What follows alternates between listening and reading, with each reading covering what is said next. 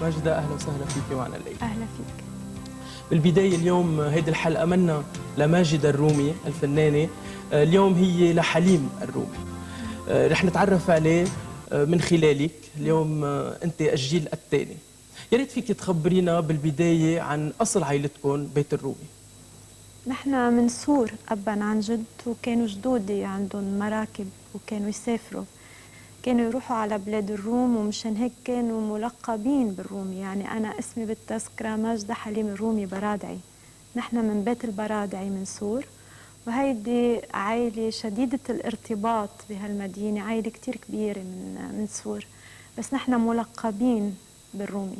بس أصلكم من سور، بس في كتير ناس بيقولوا إنه عاش بحيفا. مزبوط مزبوط. ليش عاش بحيفا؟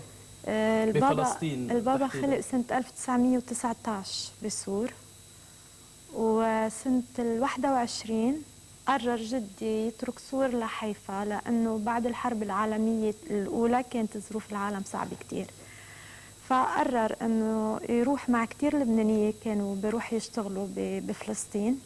قرر يروح على حيفا، ويعني معناته البابا راح لهونيك كان عمره سنتين ثلاثة، وعاش من هيك قالوا إنه عاش بفلسطين وقت كتير طويل بحيفا. بنعرف حتى انه جدك كان يرسم ايقونات وبعدها موجود بكنائس بفلسطين، صحيح؟ جدي كان رسام، وكان محله محل رسم، وستي كانت تخبرنا انه جدي لما كان الناس يجوا يتعلموا عنده كان يعطي شهاده، يعني انه شهادته كان لها قيمه. يعني الفن عندكم ايه بالبيت ابا عن جد، ايه مش من اليوم. ايه فعلا هيك، فعلا هيك. ومن المؤثر كتير انه انا اول مره شفت صور لجدي رسمهم بكنايس بحيفا او بغير مطارح بفلسطين. كان يمكن من شي 7-8 سنين، لما ناس من فلسطين كانوا بيزوروني بحفلاتي بباريس، وبيجيبوا لي معهم هيك صور مصورين هيدول الايقونات اللي عم خبرك عنهم. فكان ما عندك فكره شو شيء مؤثر هيك اسم جدي تحت الصور المرسومه. بمذكراته لحليم الرومي بيقول انه احلى فترات بحياته كانت بعمر ال4 و5 سنوات بحيفا. ليش؟ شو السبب؟ فلسطين حلوة، يعني هي أرض مقدسة، إنه إذا قال البابا إنه كان سعيد فيها، إنه أنا أكيد بعرف السبب ليه. يعني طبيعة حلوة، طبيعة مباركة، بيت كله فن، الناس كلهم بيغنوا. يعني كتير أسباب ليكون كتير سعيد. وين أول مرة اكتشف مواهبه حليم الرومي؟ وقت كان صغير؟ بالبيت ضمن أهله ضمن عائلته، لأنه عمتي كمان كانت تغني، مش هو لوحده كان يغني، كله جدي كان يدق على العود. كمان مرة خلال قراءتي للمذكرات بخبر انه كان يروح مع والدته على الحمامات التركية بحيفا، وبيقول انه اكتشف بوقتها جسد المرأة. بتصور عم بتفرج عليهم عم تحمم. وبيقول انه بعمر ال10 سنين كمان بلش يغني بوقتها هونيك. ايه انه بتصور هيك، يعني دائما اول 10 سنين من حياة اي انسان بيكون الفترة اللي بيكون فيها اقرب للام، فكان برافقها بزياراتها او مطرح ما بتروح، وبيتهيأ لي انه كان يغني لهم. يعني يقال انه بعمر ال11 سنة كان صوته من اجمل الاصوات بمنطقة حيفا وبفلسطين. إيه، لانه صاروا يعملوا بالمدرسة حفلات، وصار يغني بالمدرسة. بمدرسته عملوا جمعية اسمها انه جمعية خيرية بتهتم بالفقراء، بتهتم بالمشردين، يعني يقصدوا يعملوا حفلات يكون رايعة لمساعدة هاي الناس. والبابا أول ما بلش يغني حسب مذكراته كان بهالمدرسة هاي. كان عنده أخت هو وصغير وتميزت أنه أوتار صوتها عظيمة. ليش ما غنت بعدين؟ ما كان موضة الواحد يغني، يعني انه انا عمتي بتصور انها لو غنت كان بيكون لها شأن عظيم. صوت رخيم بيشبه صوت البابا كتير، يعني بتحسه هيك صوت مجبول بهالنغمة الشرقية يلي جاي من الوقت يلي كان شيء فيه الأصيل القديم. الغنية تنحت هيك على الأصالة الشرقية، بالأصالة الشرقية، يعني تنعجن فيها. يعني التقليد كان هو الرادع. ايه يعني اكيد. بوقتها في كان عيب تقاليد في. الواحد يغني، يعني حتى انا وقتي انا ما كان هين. البابا اخر حدا وافق اني انا اروح على استوديو الفن، مع انه انا ما كنت رايحه احترف غناء، انا كنت رايحه كهاوي غني يعني. وكيف وافق بعدين مع حضرتك؟ وافق لانه قلنا له انه مش رايحه احترف، انا رايحه هيك كهاوي جرب حظي وارجع على البيت وارجع على مدرستي. بس انا باكد لك انه في بهالامور قدر يعني.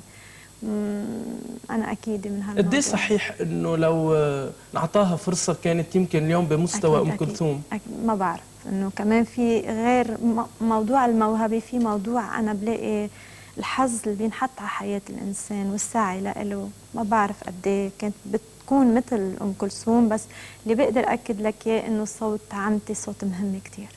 يعني حتى عم تقول لنا مع حضرتك كان في صعوبة للإقناع وما رحتي على استوديو الفن لحتى تحترفي، واليوم موقعك اليوم من أكبر المطربات بالعالم العربي. هذا كان قدري يعني. هو ما بعرف قد ايه كان الإنسان بيقدر يوقف بوجه قدر. بس اللي بدي أقول لك عن عمتي اللي كانت تخبره التيتا، كانت التيتا تقول لي إنه لما عمتي كانت تنيم أولادها كانوا الناس المرئين تحت الشباك يوقفوا يسمعوها، يوقفوا يسمعوا لها من تحت البيت، من تحت الشباك. يعني صوت عظيم ما في شك. أنت أول مرة غنى على مسرح؟ غنى أول مرة بالمدرسة، بالجمعية اللي كانت منبثقة عن المدرسة، بمسرح بحيفا اسمه بستان الانشراح. غنى أغنية لأم كلثوم اسمها الشك يحيي اليقين، الشك يحيي الغرام، سوري. واخذ كتير نجاح كبير من ادائه لهالغنية. وبقول انه كان خايف كتير وكان ماسك بكرسي هيك كل الوقت لياخد منا قوة. بس بقول كمان انه الزقفة يلي نالها من وراء ادائه لهالعمل هيدا كان يعني احلى شيء باقي بذاكرته. يعني ضل بذاكرته كل الوقت كل العمر، انه هذا شيء جميل كتير صار معه بالحياة. يمكن هو اهم شيء عند الفنان لما بيصفقوا له، لما بيشوف انه في تجاوب من الجمهور. لولد بعمره بتصور انه التشجيع له كان كتير كتير امر مهم. وامتى قرر يترك حيفا ويروح على مصر؟ بتصور هيك صوب سنة 1934 بلش يفكر يروح على القاهرة. بس جدي ليش فكر بالقاهرة؟ لأنه كانت هي إذا بدك معهد الفنون الجميلة لكل العالم العربي. يعني منا بينطلق كل عمل بغطي العالم العربي كله. فكان بحب يروح يدرس الفن ويحترف الموسيقى بالقاهرة. بس جدي كان كتير مانع له، ما كان يعطي مصاري، ما كان يخليه يروح لأنه خاف عليه يعني. وكيف قدر يعيش هونيك؟